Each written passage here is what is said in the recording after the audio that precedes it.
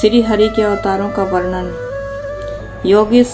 योगेश्वरों से ज्ञान का उपदेश पाकर प्रसन्न मुख राजा जनक ने कहा, हे मुनीश्वर, कृपा करके यह बतलाएं कि श्री नारायण ने कितनी बार अवतार लिया तथा आगे भविष्य में कितने अवतार लेंगे। राजा की जिज्ञासा देखकर योगेश्वर अरविहोत्र जी बोले, हे राजन, त्रिलोकीनाथ के अवतारों और लीलाओं का वर्णन कर पाना असंभव है, क्योंकि उनकी लीलाएं और गुण अनंत है। आकाश के तारे गिने जा सकते हैं, पृथ्वी के कण गिने जा सकते हैं, किंतु उनके अवतारों को नहीं गिना जा सकता।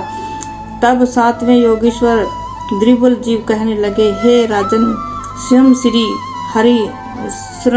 श्री हरि नारायण पृथ्वी, जल, वायु, अग्नि तथा आकाश नाम के पंच महाभूतों का स्वयं सृजन किया है। अपना विराट स्वरूप धारण कर उसमें प्रवेश किया है, जिससे वे विराट भगवान कहलाए। उनके विराट रूप में सूर्य, चंद्रमा, पृथ्वी, दसों दिशाएं, तीनों लोक, 14 भवन और 84 लाख योनियां हैं। अतः उनके विराट स्वरूप को प्रथम अवतार जानो। उन्हीं के द्वारा रजोगुण से ब्रह्मा, तमोगुण से शिव तथा सतोगुण विष्णु की उत्पत्ति हुई है। 3 महादेवों को संसारी प्राणी भगवान का स्वरूप मानते हैं तथा ब्रह्मा जी को सृष्टिकर्ता, विष्णु जी को पालन करता और शिव जी को संहार करता कहकर पुकारते हैं। महाप्रलय के बाद जब श्री नारायण के मन में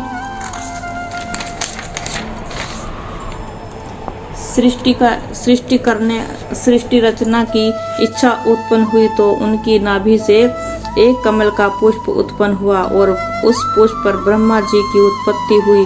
इतनी कथा सुनने के बाद राजा जनक ने कहा, हे महाप्रभु, श्री नारायण के नाम की व्याख्या करते हुए उनके अनेक अवतारों का वर्णन करें तो अति कृपा होगी।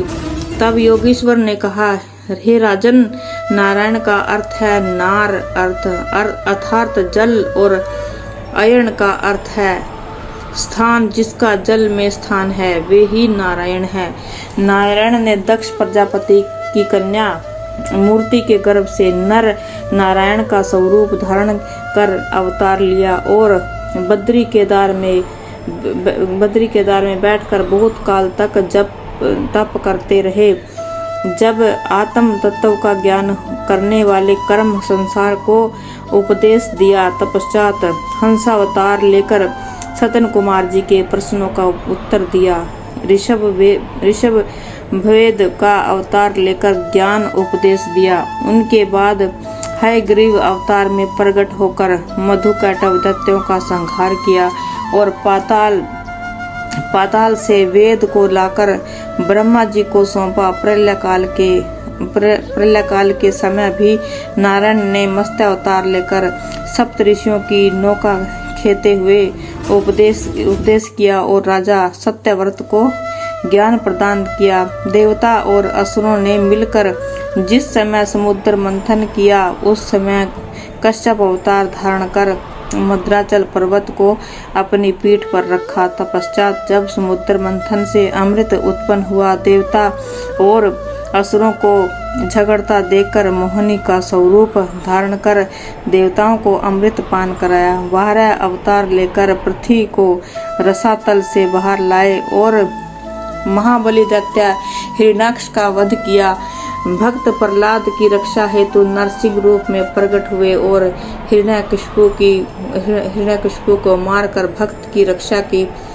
विष्णु रूप में प्रकट होकर ग्रहा को मारकर गजेंद्र की रक्षा की। हे राजन, मर्यादा पुरुषोत्तम राम का अवतार धारण कर लंकापति रावण का वध करके धर्म की स्थापना की।